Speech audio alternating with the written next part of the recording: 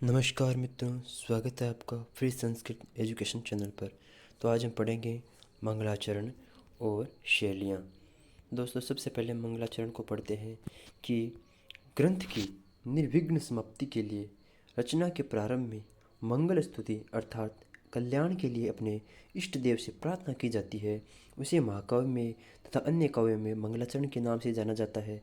महाकाव्यों में और अन्य जो काव्य हैं उनमें मंगलाचरण नाम से जाना जाता है, लेकिन नाटक में इसी मंगलाचरण को नांदी पाठ कहा जाता है।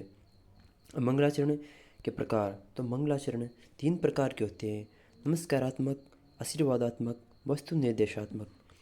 अब तीनों में ही वंदना तथा प्रार्थना होती है भगवान से, लेकिन नमस्कारात्मक में भगवान से प्रणाम स्तुति यानी भगवान को प्रणाम किया जाता है, और आशीर्वादात्मक में याचना स्तुति यानी याचना की जाती है, आशीर्वाद मांगा जाता है अपनी रचना के लिए। और वस्तु निर्देशात्मक में अपनी रचना को भगवान को समर्पित किया जाता है और उसकी फल प्राप्ति यानी उसका फल मिले यानी वो प्रसिद्ध हो जाए, ये भगवान से मांगा जाता है। तो दोस्तों, ये मंगलाचरण टॉपिक बस इतना सही है, हमें ये मेन बातें इसकी जो ध्यान रखनी है।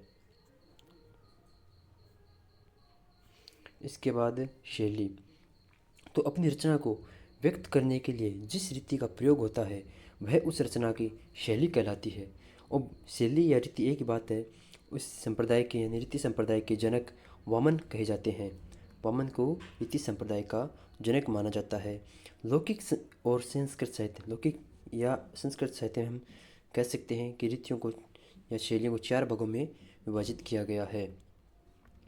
अब ये 4 भाग कौन कौन से? तो सबसे पहले आते हैं वैदर्भी रीति। वैदर्भी रीति सर्वोत्तम, सरल व सुमधुर पद युक्त शैली है। इसमें माधुर्य, प्रसाद, गुण या 2 गुण तथा श्रृंगारस का भाव होता है। यह कालिदास की प्रायोगिक शैली मानी जाती है। इसके बारे में कहा भी गया है, वैदर्भी रीति ही कालिदासो विशिष्यते, अर्थात वैदर्भी रीति कालिदास की विशेषता है।